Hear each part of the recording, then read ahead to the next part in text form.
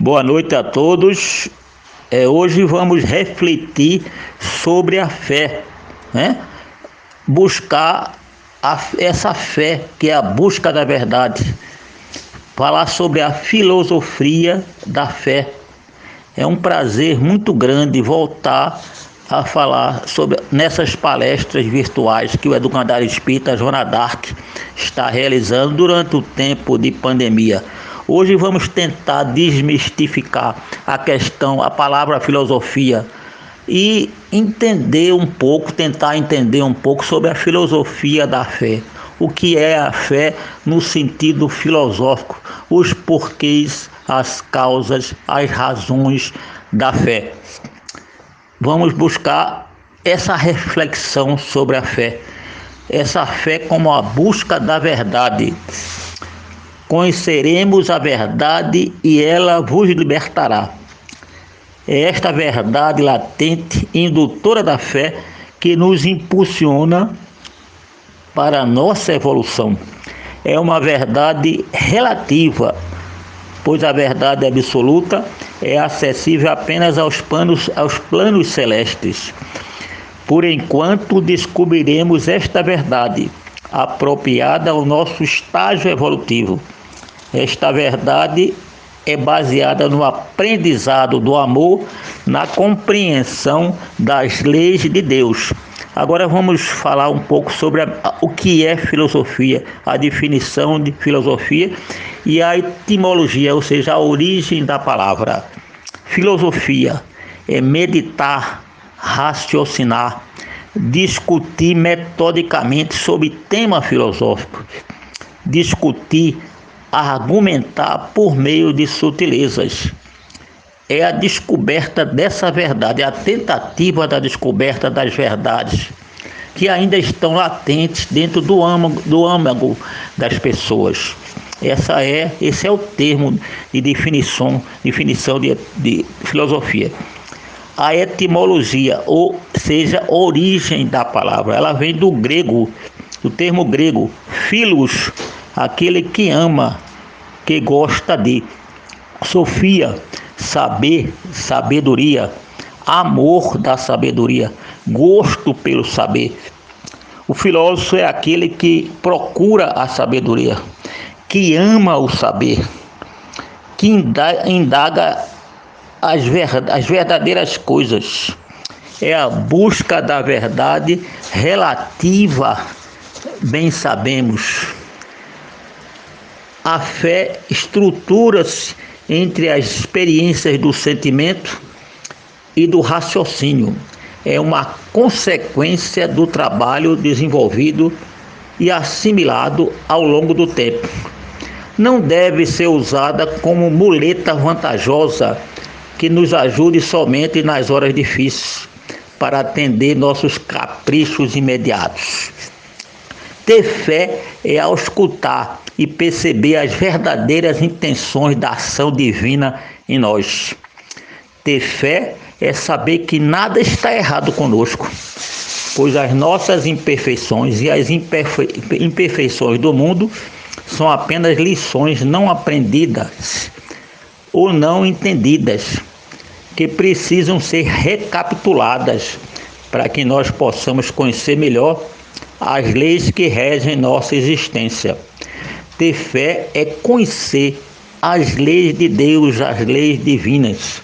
No universo, aquilo que parece negativo, desastroso, nada mais é que a vida articulando caminhos para que possamos chegar onde estão nossos anseios de progresso e felicidade. É um caminho preparatório para alcançar posteriormente um bem maior e definitivo para nós. Ter fé é distinguir, decifrar os lucros e vantagens inseridos nos processos da vida. É nossa capacidade de interpretação junto aos outros e perante a vida, segundo nossa gradação evolutiva. Nas ingratidões, a ausência do perdão Somente usando os recursos, a interpretação da fé, é que podemos notar o processo de atualização que a vida nos oferece e podemos encontrar a verdadeira compreensão e o entendimento dos fatos. A fé, ela nos dá esse cabedal de conhecimento, de estrutura emocional, mental, e a filosofia é um precioso instrumento para adentrar e conhecer a fé real, a fé verdadeira, a fé raciocinada, a fé filosófica. Allan Kardec, no livro Obras Póstumas, ele fala que, em lugar da fé cega que anula a liberdade de pensar, o Espiritismo diz: não há fé inquebrantável, senão aquela que pode olhar a razão face a face em todas as épocas da humanidade. A fé é necessária, é uma base, e essa base é a inteligência perfeita daquilo que se deve crer. Para crer, não basta ver, é necessário, sobretudo, compreender. A fé cega não é mais desse século. Ora, é precisamente o dogma da fé cega que faz hoje o maior número de incrédulos, porque ela quer se impor e exige a adição de uma das mais preciosas faculdades do homem, o raciocínio e o livre-arbítrio. Agora vamos falar um pouco sobre a fé segundo São Paulo. Segundo o apóstolo Paulo, nas inscrições dadas aos Hebreus, capítulo 11, versículo 1, a fé é o firme fundamento das coisas que se esperam e a prova das coisas que não se veem. A fé não é o simples acreditar, é fundamento, ou seja, base, apoio, lógica ou razão das coisas. Portanto, a fé tem que ser firmemente fundamentada no entendimento das lições deixadas por Jesus. Ter fé em Cristo não é só o mero acreditar nas suas palavras e ter esperança nas suas promessas.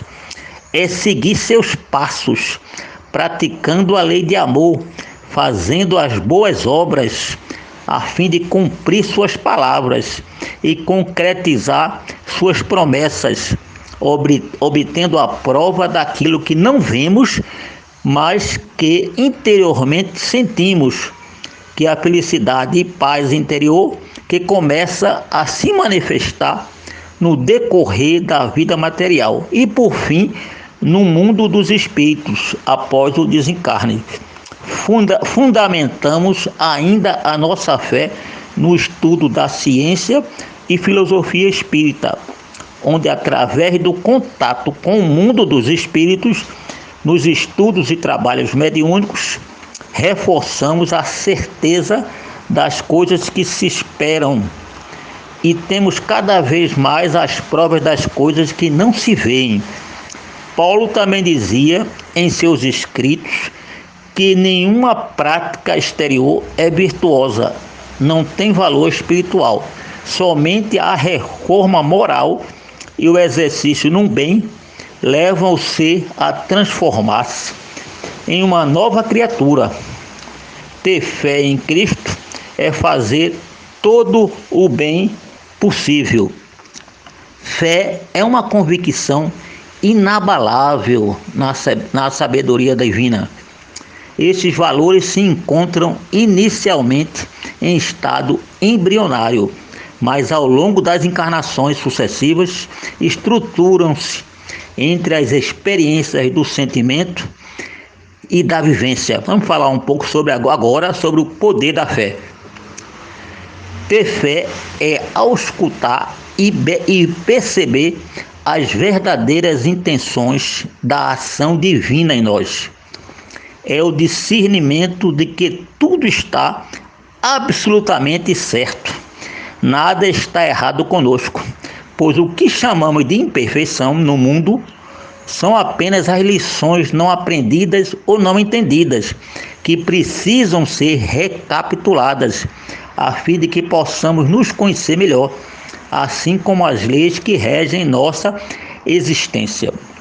Ter fé é perceber que mesmo quando tudo parece ruim em nossa volta, estaremos sempre ganhando, ainda que momentaneamente não possamos decifrar o ganho com clareza e nitidez. No universo nada existe que não tenha razão de ser. Tudo aquilo que parece desastroso e negativo em nossa existência nada mais é que a vida articulando caminhos para que possamos chegar onde estão nossos reais anseios de progresso, felicidade e prazer.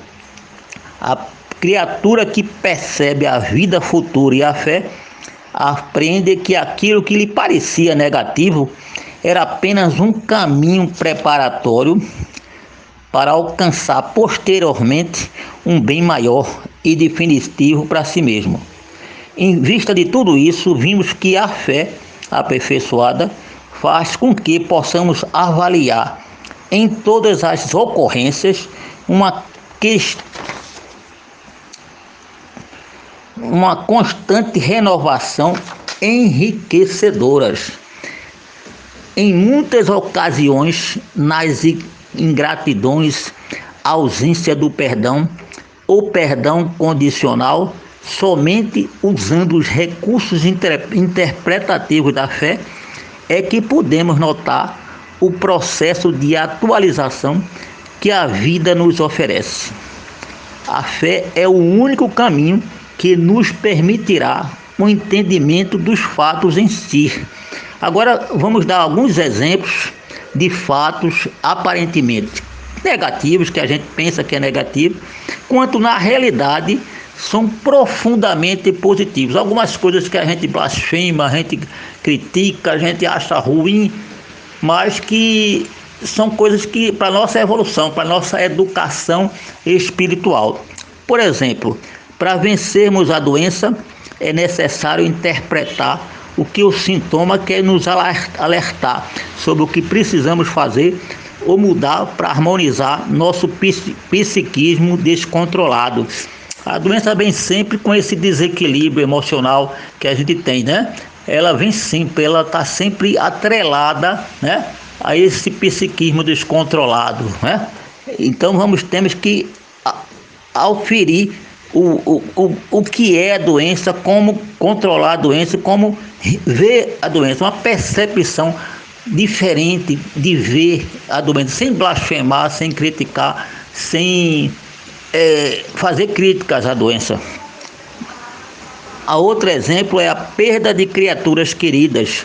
Pode ser a lição que vai nos livrar de atitudes possessivas e de apegos patológicos, tanto para quem parte como para quem fica.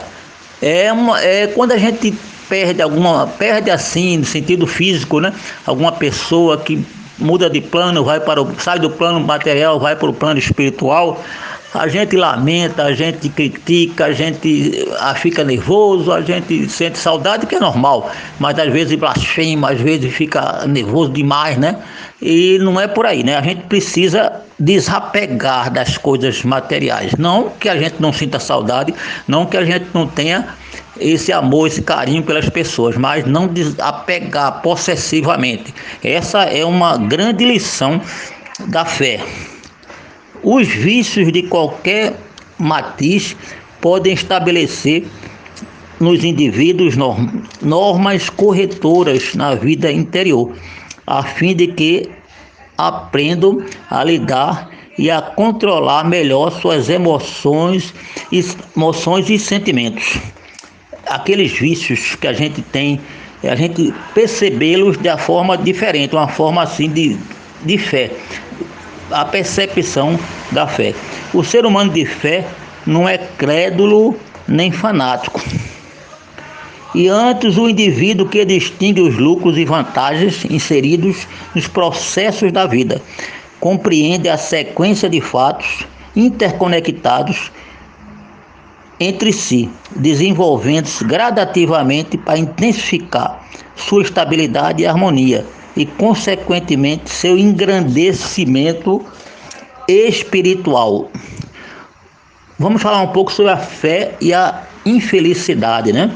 Os homens veem a infelicidade na perda de coisas materiais, no orgulho ferido, na traição do amigo, etc.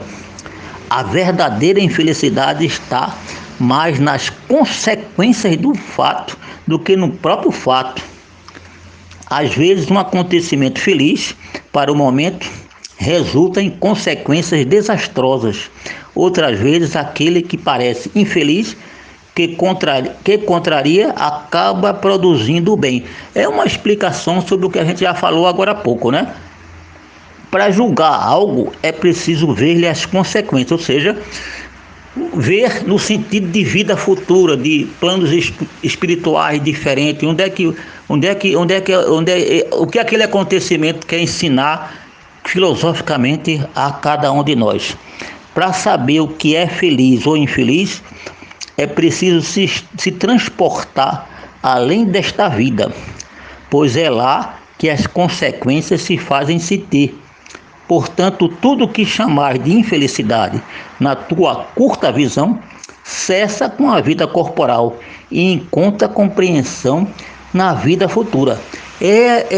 A gente não tem essa visão, né? A visão dos problemas que a gente passa. Os problemas são para nosso engrandecimento, para a gente raciocinar, para a gente refletir, para usar a nossa inteligência e as nossas ações benéficas.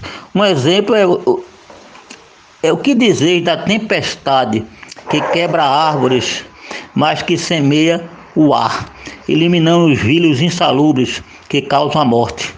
Não é antes uma felicidade do que uma infelicidade? Essas tempestades que entram nas casas, não entram nas casas por questões de esgotos entupidos, nada, mas muitas águas, elas têm seu lado bom, é isso que ele está explicando.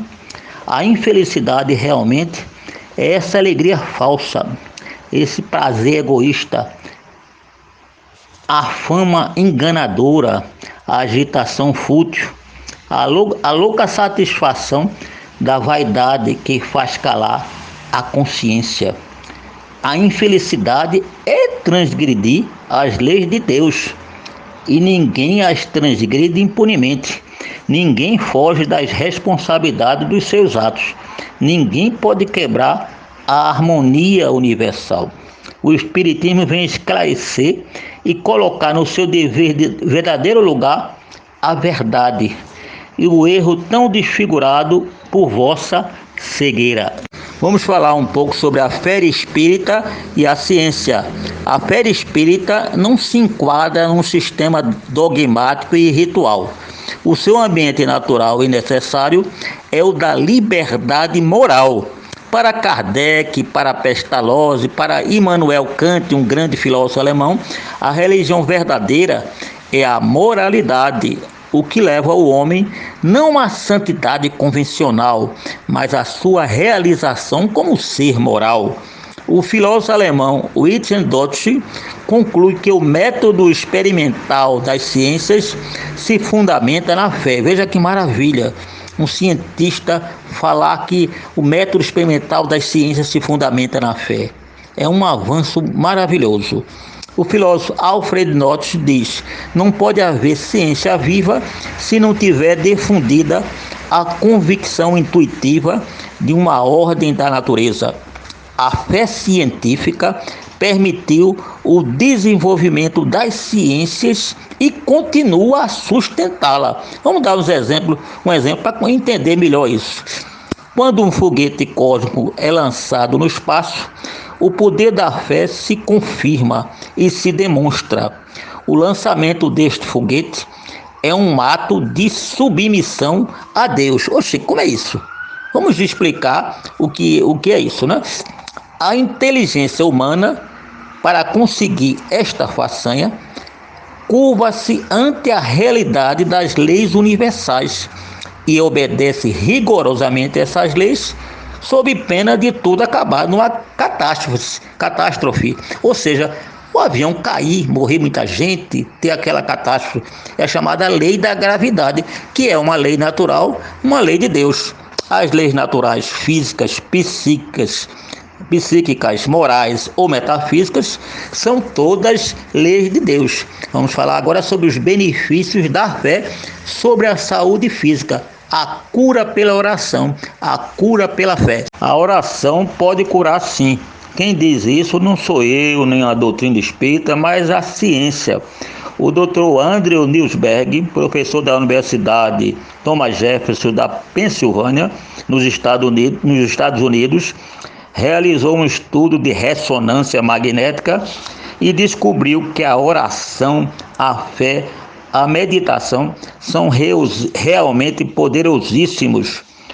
Quando iniciamos essas práticas regularmente, o nosso cérebro aumenta as atividades dos lobos frontais e da área de linguagem, da mesma forma que acontece com a comunicação. Esse esforço deve ser entendido como um treino físico para a mente, que resulta na cura de várias doenças e até no desenvolvimento cerebral. Não precisa ser um monge, um padre, uma freira, um espírito de luz para desfrutar dos benefícios que a oração pode oferecer.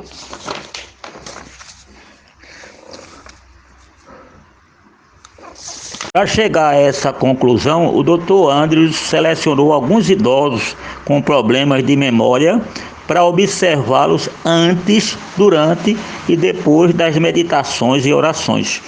A análise foi feita diariamente por 12 minutos durante 8 semanas, mais ou menos 2 meses, né? 2 meses. O resultado foi muito positivo em relação aos benefícios que a oração e a meditação podem oferecer à saúde. O Dr. Andrews descobriu que o nosso cérebro tem estruturas para receber essas experiências especiais com facilidade, independente da religião.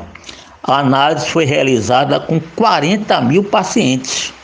Esses estudos também comprovaram que as pessoas que acreditavam numa força superior tinham mais saúde física e mental que os incrédulos. Podemos concluir com tudo isso é que a crença e a fé nos tornam pessoas bem melhores. Dr. Andrews é neurocientista e psiquiatra. Aí outros pesquisadores também fizeram pesquisas sobre o assunto. Além das pesquisas do Dr. Andrews, outros pesquisadores comprovaram que a fé tem o poder de curar e prevenir doenças. O Dr. Harold Koenig, diretor do Centro de Espiritualidade, Teologia e Saúde da Universidade de Duke, disse à revista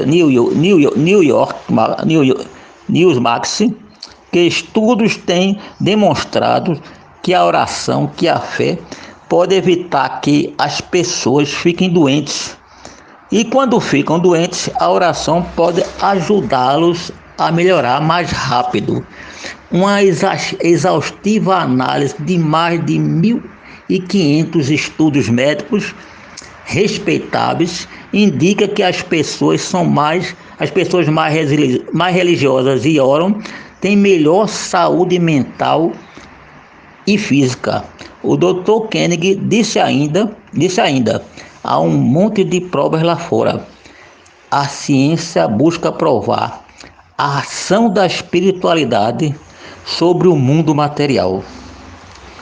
Ele é um dos pesquisadores mais convencionais e respeitados no assunto. Vejam que maravilha a fé, a oração, a credulidade, ajudando a ciência, interagindo com a ciência e ajudando na saúde do ser humano.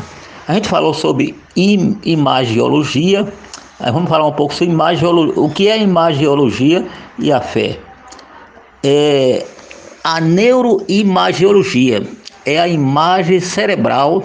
É o uso de várias técnicas para aferir a imagem direta ou indireta da estrutura, função farmacológica do sistema nervoso.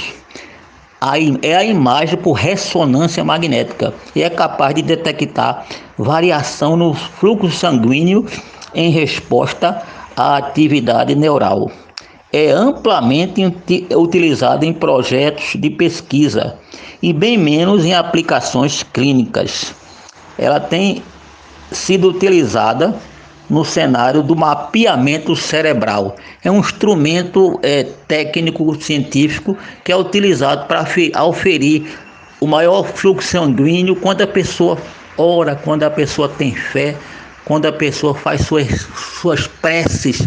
Veja que maravilha, aumenta o fluxo sanguíneo, é a chamada imagiologia, né? E é essa fé, é essa prece, é essa credulidade que nos ajuda a sermos melhores.